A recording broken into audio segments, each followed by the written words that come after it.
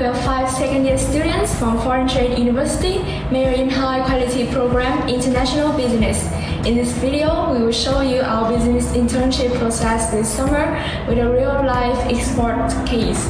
In this video, there are 4 main parts. First, introduction about logistic field and Indochina Post.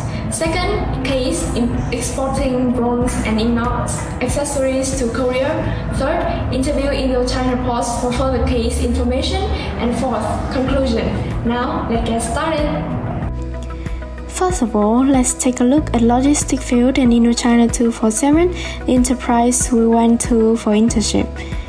International logistics has become a rising field pursued by many enterprises. We, as newbies who enrolled in the International Business Program at Foreign Trade University, have been introduced to what the field generally covers, but never really had the opportunities to have experience in a real company. So we were very lucky to have a chance to intern at Indochina247. Indochina247 was established in 2015 in Vietnam by aspiring Vietnamese entrepreneurs in the field of logistics. They were a group of people with intense knowledge and experience in the field. Indochina247 has been aiming to be in the top 100 most prestigious enterprises in the area of logistics in Vietnam, with a desire to contribute their achievement to the general development of the country. During our time at the company, not only could we experience such professional working environment, apply knowledge into practice, but also increase teamwork and other soft skills. And now, let's take a closer look at our internship task. Dongfang Company signed a contract with Trung Quốc Trading Co. Dongfang Company is a small Vietnamese manufacturing company with only one office in Ho Chi Minh City. The company's main products are detailed accessories, mostly made from bronze and inox. Dongfang factories is located at C625 Linh Chi Street, Lê Minh Xuân Ward, Binh Chánh District, Ho Chi Minh City. Trung Quốc Trading Co. is a Korean company distributing decorations for handicraft shops. Its address is 48 Trung Suk Road, Jinji, Gyeongnam-sang Road, Republic of Korea. Moreover, Dongfang Company and Trung Quốc Trading Co. had done several businesses before.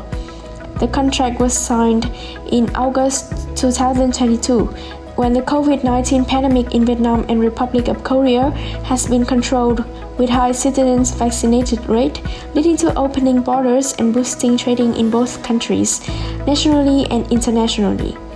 To be more specific, in August 2022, Vietnam's commodity export turnover was estimated at $33.38 million USD, increased 9.1% compared to the previous month, and rose 22.1% compared to the same period last year. Trung Quốc, the buyers, is a legal identity, so it can do all the import work itself, but Dongfang Company is not. Dongfang Company is just the work of manufacturing only. So Dongfang Company signed an authorizing contract with Indochina247, a custom agent, to do all the exporting work with Trung Quốc Company, including all the transporting processes and paperwork. To a custom agent, before signing an authorizing contract, it is vitally important to check the legal identity of customer carefully through business licenses and other legal documents. However, Indochina247 has done several businesses with Dongfang, so this step can be skipped, as there is deep trust between two parties through past cooperations. Dongfang Company wants to export 350 kg or 1 cbm of brass and stainless steel accessories from Ho Chi Minh City, Vietnam to the Republic of Korea.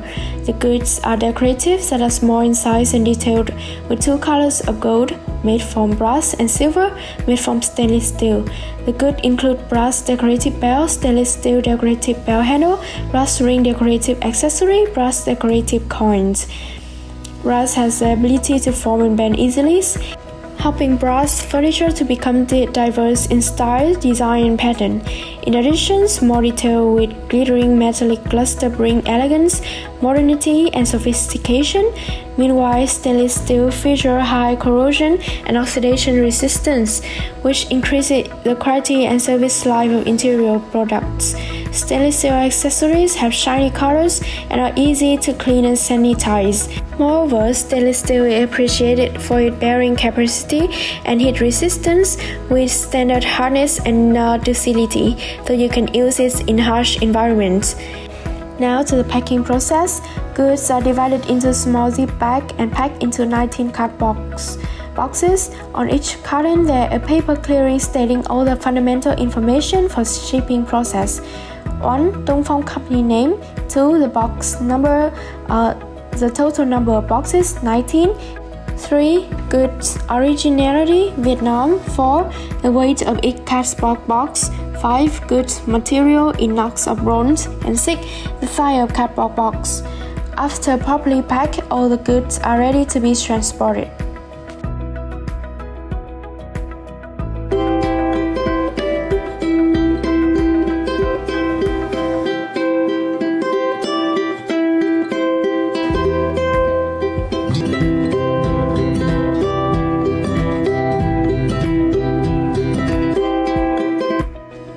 Dongfeng Company considers consignment a low cost, therefore they find it unnecessary to purchase insurance for the goods. They sign the export contract with Trung Company under CFR instead of CIF, Incoterms 2020, and the shipping option is LCL. Under the Incoterms 2020 rules, CFR means the seller has fulfilled its obligation when the goods are delivered and loaded on the vessel they have nominated as the name of part of shipment. The risk and liability for the good transfer from seller to the buyer as soon as the goods are loaded on board the vessel before a carriage takes place, and the buyer bears costs from that point forward. First of all, LCL stands for less than container loading. It is used to transport cargo that is less than 1 container. This container here refers to a 20-foot container. The size of a 20-foot container is about 2.3 meters width, 6 meters length, and 2.3 meters high. The total volume is about 31 m3. 20-foot FCL has a fixed cost for 1 container, but LCL will charge for the size or weight of the cargo. As LCL is ideal for shipments with a volume of less than 15 cbm, only 1 cbm, it is suggested to use less than container lot or LCL shipping option. LCL shipment means the container will be shared between different shipments and the shipper only needs to pay for the space used. The consigned payment term is telegraphic transfer, TT.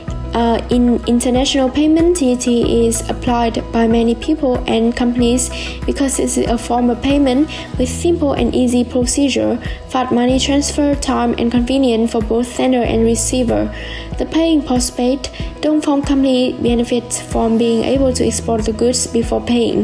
This term and method is suitable for transactions that the parties are familiar with and have high reputations such as Dongfeng Company and Trung Company. As many commercial contracts have been signed before, the negotiation between the two companies was expedited quite quickly. About the shipping process, firstly, Indochina247 will pick up the goods at Dongfeng Factory C625, Leningchi Street, Leming Xuân Ward, Binh Chánh District, Ho Chi Minh City, and ship them to Cát Lai Port, where the shipping company will receive and transport them to Incheon Port. Then at Incheon Port, the consignment will be transferred to Trung Company, and they will bring the goods to their company at 48 Trung Sok Road, Jinju-si, Gyeongsang-nam-do, Republic of Korea by themselves. The port of loading is Cát Lai Port, chosen by Indochina247, and the port of discharge is Incheon Port, chosen by Trung Company under 2 conditions. First, near both of company, and 2, meets the requirement for the courier. The courier provided by the cut-off date of 12 August 2022, which means the consignment has to be transported to Cát Lai Port before the provided date. The shipment left Cát Lai Port on 16 August 2020 and arrived at Incheon Port 12 days later on 28 August 2022. To successfully deliver the goods, there are several compulsory documents Indochina247 has to prepare, namely contract and export-import contracts has the following information: importer and exporter, detail of the goods, name, origin, packaging, weight and volume, price payment, shipment and delivery, general conditions, commercial invoice, a document supplied by the shipper that provides information about shipments, including a description of goods, the value of goods, and shipper information. Packing list include weight, measurement, and detailed list of approved goods in each package. Booking note, a contract for the reservation of space on board a carrier vessel. CFS, warehouse receipt, and custom code might have to store goods in container freight station, CFS warehouse. Import order, bill of lading, a title document, a receipt for shipping goods, and a contract between a carrier and a shipper. VAT invoice, ocean freight invoice. In the phase of preparing the documents, there are some important notes. Information in all documents has to be exact. Only one difference can cause cancellation of the whole process. In the bill of lading, confirmation from the customer office that the goods have been loaded into ship and its departure is compulsory to unload the goods at POD.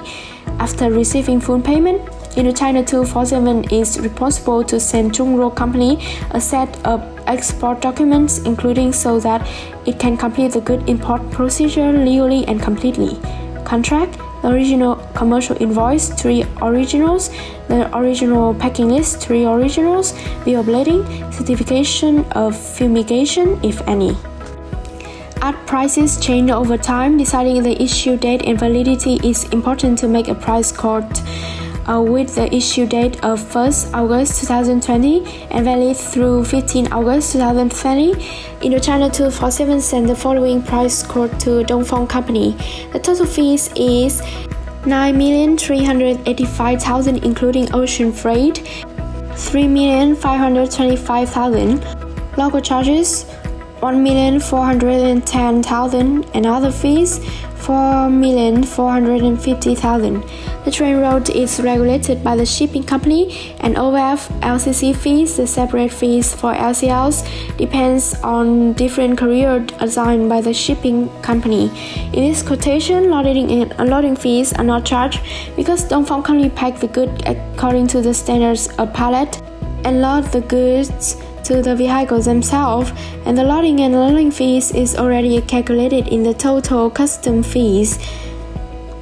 In order to comprehensively tackle the case, we have to interview for further information and experiences from Mr. Đức, founder of Indochina, and here are some of those questions. Dạ vâng, thì cháu xin được thay mặt nhóm gồm có 5 bạn sinh viên năm thứ 2 chuyên ngành chất lượng cao kinh doanh quốc tế để trao đổi với chú về 2 câu hỏi mà bọn cháu đang thắc mắc và cần được giải đáp rõ hơn về đơn hàng này ạ. Rồi. Vâng, thì đầu tiên cháu muốn hỏi là với những cái đơn hàng xuất khẩu như thế này thì xuất khẩu hàng là dạng linh kiện sang Hàn Quốc thì mình sẽ có những khó khăn gì trong việc xuất khẩu ạ? Đấy là chúng ta phải hiểu rõ này, nó là cái đơn hàng này là linh phụ kiện, đúng không? Tâm linh. Cái mặt hàng này nó có một cái tên hàng là cái đơn hàng rất là cụ thể. Do vậy là cái việc mà chúng ta phải hiểu rõ cái đơn hàng là điều kiện tiên quyết. Trong 3 lần mà chúng ta ngồi làm việc ở đây ý, thì giờ này thì Mai với bạn Phương với cả các bạn ở đây đều hiểu rất rõ rằng việc mà không nắm rõ tên hàng và đơn hàng nó có gây ra nhiều rủi ro không hả Mai? Gây ra nhiều rủi ro. Cháu có thể nói lại của chú xem là cái rủi ro đấy là như thế nào không? Một trong các rủi ro đó là ví dụ nếu như mà đơn hàng bị thiếu hoặc là bị nhầm, sản phẩm của họ bị thiếu hoặc là bị nhầm thì cái trách nhiệm nó sẽ đổ cho cái người mà đổ cho cái người chịu trách nhiệm xuất khẩu hay cho họ đứng ra xuất khẩu, gọi là xuất khẩu ủy thác, đúng không? Phần thứ hai nữa là khi mà cháu không nắm rõ được cái đơn hàng như vậy thì là cháu có thể là yên tâm mà để có thể là hiểu rõ được về mã HF của các cái đơn hàng và để dồn các cái sản phẩm lại được không? Và cái bộ chứng từ của mình nó sẽ không được chính xác, không được khớp, đúng không?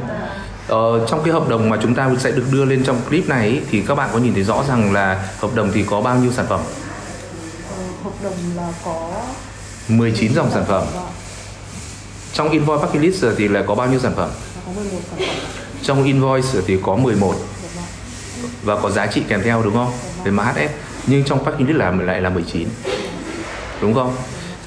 Trong bộ tờ khai hải quan có ảnh hưởng gì đến cái việc mà chúng ta có cần phải chuẩn bị không? Nếu không trường hợp mà khai hải quan chúng ta phải khai đi khai lại nhiều đấy, cái rủi ro chúng ta sẽ gặp phải.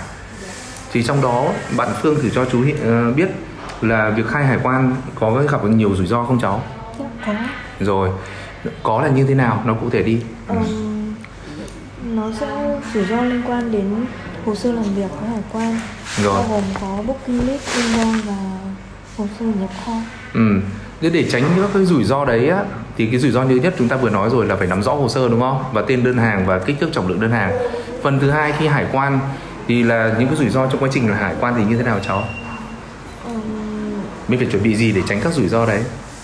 Thứ nhất là chúng ta phải biết rõ tên của đơn hàng, tên của từng sản phẩm để chúng ta còn xác định mã HS. Thứ hai là chúng ta phải hiểu gì? Là cái chất liệu làm ra nó. Thứ ba là chúng ta phải có các cái phi và cái kích thước đối với từng loại sản phẩm. Có loại là phi 8, phi 10, phi 12 đúng không? Chất liệu của nó là bằng sắt, bằng đồng và bằng inox. Dài là bao nhiêu mm, nội dung gì ra làm sao? Các con hiểu rõ chưa? Nhưng trọng lượng nó không phải chỉ có mỗi là cái mô tả này, chúng ta còn có gì? Là còn có khối lượng và số lượng kèm theo. Phương hiểu rõ ý chú chưa? Vậy thì cái rủi ro đấy là cái rủi ro thứ hai mà chúng ta đã gặp phải. Cái rủi ro thứ ba về phần pháp lý là doanh nghiệp thông thường vận tải họ có sẵn sàng họ đứng ra để họ làm hồ sơ không? Không. Thế vậy thì như thế nào? Thì trong trường hợp này thì mình sẽ phải đảm bảo là sẽ làm việc với các cá nhân và sở doanh nghiệp có giấy phép.